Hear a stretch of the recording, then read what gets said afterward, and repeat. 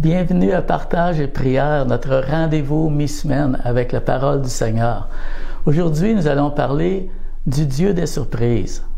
Alors, pourquoi est-il important de savoir que Dieu peut nous faire des surprises? Wow! Nous servons un grand Dieu. Dans Job 5.9, on lit « Il fait toujours de grandes choses qui ne peuvent être expliquées, d'innombrables actions étonnantes. » Une autre version dit « et des miracles que nous ne pouvons compter ». Alors, il fait toujours de grandes choses. Il a toujours fait de grandes choses qui ne peuvent pas être expliquées. Ça décrit la nature de notre Dieu. Il fait des grandes choses. C'est ce qu'il est. Il a créé le ciel et la terre. Il vous a créé. Il m'a créé. Il agit dans nos vies. Ça décrit sa nature puissante. Il a toujours fait d'innombrables actions étonnantes. Alors, pourquoi est-ce qu'on serait étonné qu'il en fasse encore parmi nous, dans notre famille, dans notre vie personnelle, en réponse à nos prières, dans notre Église? Il fait toujours d'innombrables actions étonnantes, des miracles. C'est extraordinaire. Ça m'excite juste de penser à ça. Depuis le temps de la création, Dieu ne cesse d'étonner. Pensez-vous que les anges n'étaient pas étonnés ou émerveillés quand Dieu a créé l'univers? Quand ils ont vu le premier oiseau s'envoler? Ou qu'ils ont vu le premier humain qui clignait des yeux et qui arrivait à la vie quand Adam s'est levé pour marcher?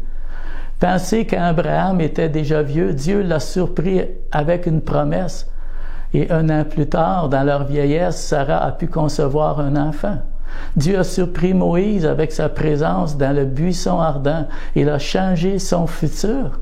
Quand le peuple d'Israël voyait l'armée égyptienne avancer et soudainement la mer Rouge s'est ouverte, imaginez leur émerveillement de leur esclavage qui avait duré si longtemps. Dieu leur offrait une liberté nouvelle, une vie nouvelle dans une nouvelle terre.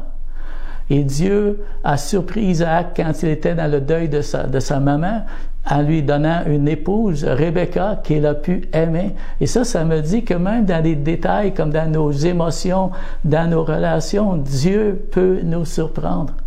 De la prison, il a élevé Joseph comme gouverneur de l'Égypte. David était le berger des brebis de son père. Dieu l'a surpris en lui donnant la royauté. Il a même surpris son fils, le jeune Salomon, qui devenait roi, en lui accordant bien plus que la sagesse, ce qu'il avait demandé à Dieu. Puis un jour, Dieu a surpris une adolescente avec une vision d'un ange. Il lui annonçait qu'un enfant allait naître. Et l'enfant qui était né de cette jeune fille n'a cessé de surprendre les foules en guérissant les malades, en libérant ceux qui étaient sous l'emprise des démons. Dans Luc 5.26, nous lisons « Tous étaient dans l'étonnement et glorifiaient Dieu. Remplis de crainte, ils disaient « Nous avons vu aujourd'hui des choses étranges. » Ils étaient étonnés dans l'émerveillement. Et encore aujourd'hui, ce même Jésus va nous étonner tout au long de notre vie. Il ne faut s'attendre avec anticipation que Dieu va faire des grandes choses dans votre vie. Ce Jésus, il a surpris les aveugles, les lépreux, la femme qui avait les saignements, la femme courbée, le centurion romain. Et encore, quand il a changé l'eau en vin, il a multiplié les pains et les poissons. Et en plus, il ne condamnait pas les pécheurs. Mais la plus grande des surprises est lorsqu'il est revenu à la vie. Il est vivant aujourd'hui. Notre Sauveur est vivant aujourd'hui. Ça veut dire qu'il est présent. Ça veut dire qu'il peut agir. Ça veut dire qu'il connaît ce que nous traversons. Il connaît ceux qui lui appartiennent. Si vous appartenez à Dieu aujourd'hui, si vous êtes fils et filles de Dieu, ne doutez pas, n'ayez pas peur du futur, du lendemain, même quand vous traversez des épreuves. N'oubliez jamais ceci, notre Dieu est un Dieu de surprise. Quand j'étais jeune et je me préparais pour le ministère, mon pasteur Roger Daigneault de l'époque m'avait dit que Dieu pouvait faire plus en un jour pour moi que moi par mes efforts pendant 20 ans. Cette parole a toujours resté avec moi et me revient périodiquement pour me rappeler que je ne dois pas tout essayer de régler mes problèmes par moi-même, mais de m'attendre à Dieu, de faire confiance à Dieu, parce que Dieu peut faire tellement de surprises dans ma vie, dans notre ministère. Dès le début de notre vie chrétienne, Brigitte et moi, on s'était fait dire de prier avec précision. On était des bébés chrétiens. Et la première fois qu'on a prié comme ça, on a prié pour un appartement sous-loué, 3 pièces, meublé à un tel prix mensuel. Et à l'intérieur d'une semaine, Dieu avait répondu à tout. Alors, qu'importe la situation que tu puisses traverser, il peut te libérer, il peut te guérir, il peut te faire passer de la disette à l'abondance. On ne sait pas comment il va le faire, quand il va le faire, mais c'est pas nécessaire qu'on puisse comprendre toute la façon, comment Dieu agit, pourquoi. Votre part consiste seulement à croire, à vous lever chaque jour en comptant sur la grâce de Dieu. Attendez-vous à expérimenter quelque chose d'agréable aujourd'hui, à être surpris par Dieu. J'aimerais présenter 3 domaines dans lesquels Dieu peut vous surprendre. Premièrement, Dieu va vous surprendre concernant le salut des âmes.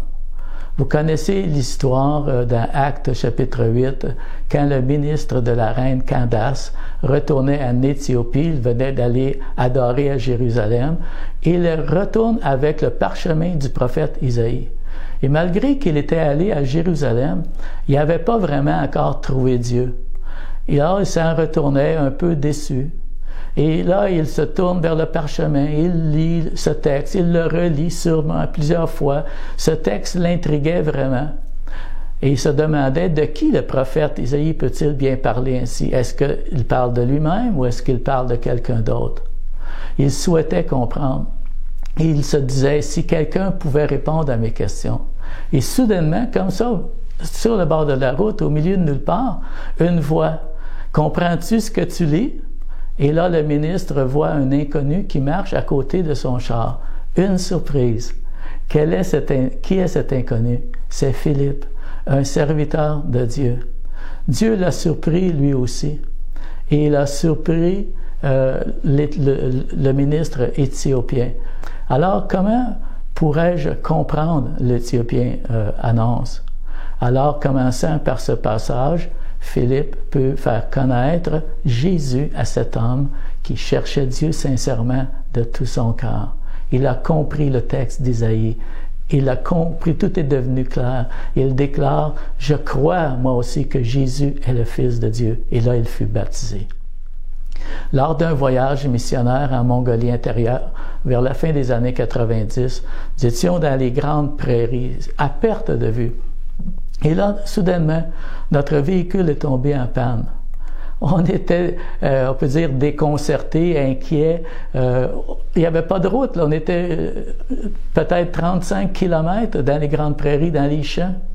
Et c'est là, au milieu de nulle part, qu'un berger mongol se présente à nous avec son cheval.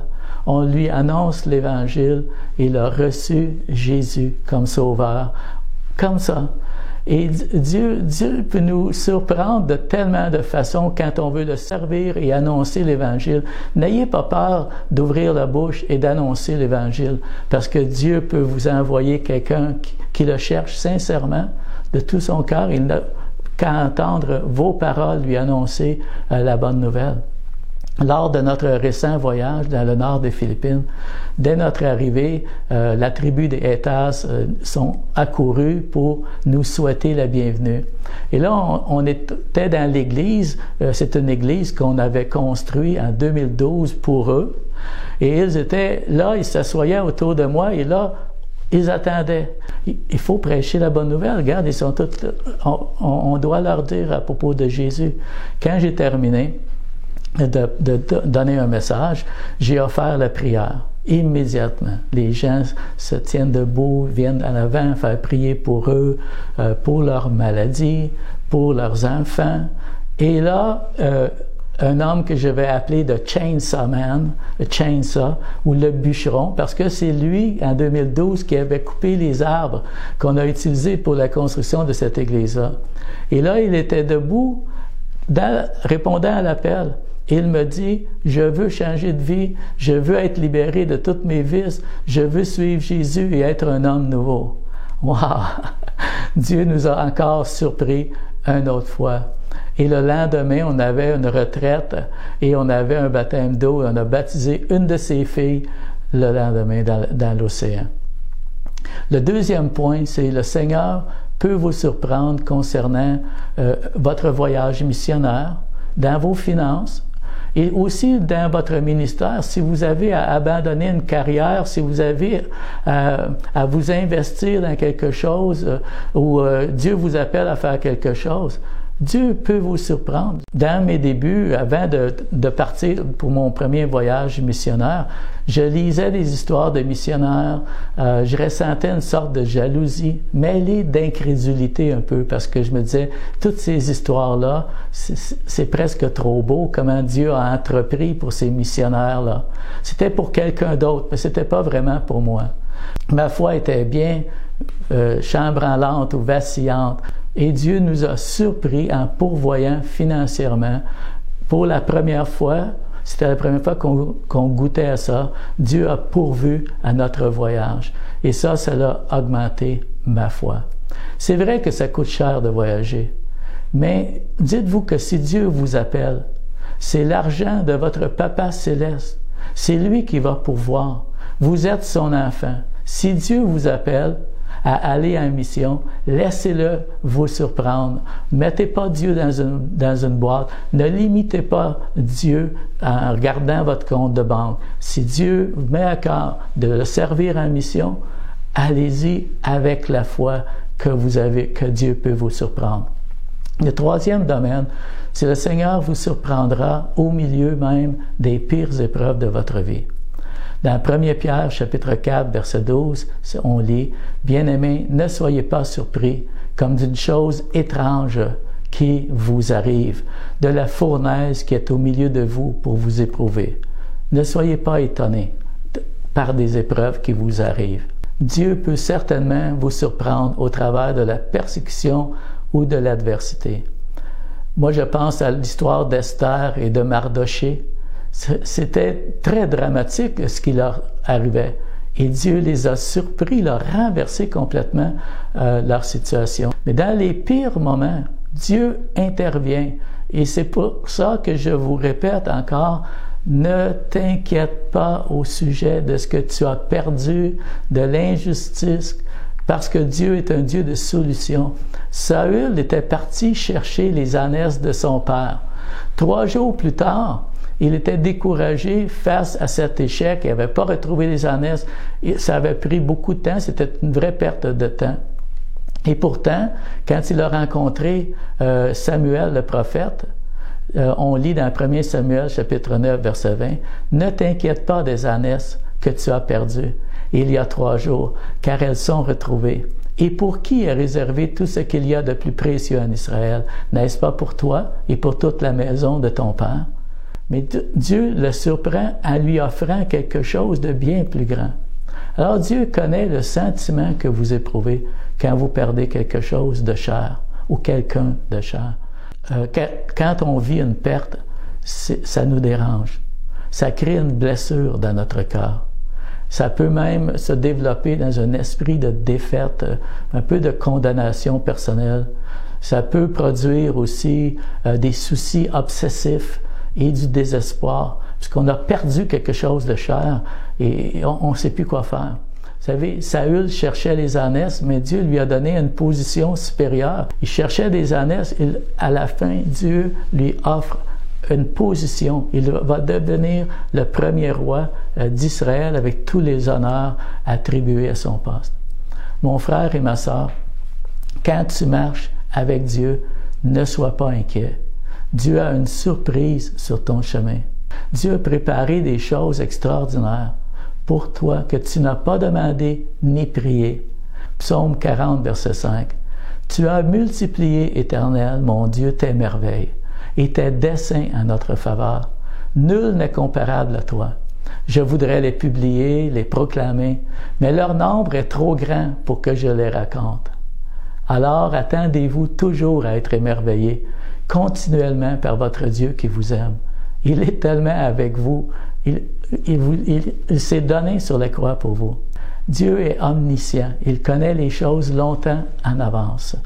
Alors si vous pleurez une perte, une déception, un emploi perdu, une injustice, la bonne nouvelle est que le Dieu de surprise a quelque chose de meilleur pour vous. Croyez-le dans votre cœur aujourd'hui. Papa Céleste, je viens à toi aujourd'hui et je t'apporte mes soucis, mes blessures, mes maladies, mes souffrances. Je ne veux pas m'inquiéter, Seigneur, au sujet de ce que j'ai perdu, mais je crois plutôt que tu agis en coulisses et je m'attends à ce que tu changes subitement les situations en ma faveur. Merci pour tout ce que tu as fait dans ma vie. Surprends-moi encore, Seigneur, au nom de Jésus. Amen. Alors soyez bénis, frères et sœurs, que Dieu vous encourage. Attendez-vous à être surpris encore et encore par votre Dieu. Je vous souhaite une bonne semaine. On écoute un chant et on se revoit au prochain rendez-vous.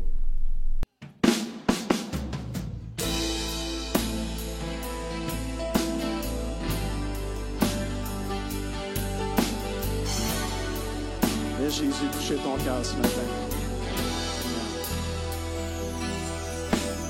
Alourdi par ton péché, tu ne peux te libérer. Rempli d'orgueil, de préjugés, ton cœur est bien changé. Pense au message de la croix, voilà ta liberté. Reviens à lui sans tarder, il veut te libérer. Et n'oublie pas que Dieu est celui qui fortifie. À genoux devant lui, laisse-le te changer. Et n'oublie pas que Dieu est celui qui fortifie. À genoux devant lui, laisse-le te changer. Par la mort tu te sens jugé, ce qui vient t'empêcher de te rapprocher de lui. Courbe la tête et prie, prends courage et abandonne-toi au pied de la croix. Dieu connaît ta situation, il a la solution. Et n'oublie pas que Dieu est celui qui fortifie. À genoux devant lui, laisse-le te changer. Et n'oublie pas que Dieu est celui qui fortifie. À genoux devant lui, laisse-le te changer. Et n'oublie pas que Dieu est celui qui fortifie. À genoux devant lui, laisse-le te changer. Et n'oublie pas que Laisse-toi Dieu changer par le Seigneur ce matin. est celui qui fortifie.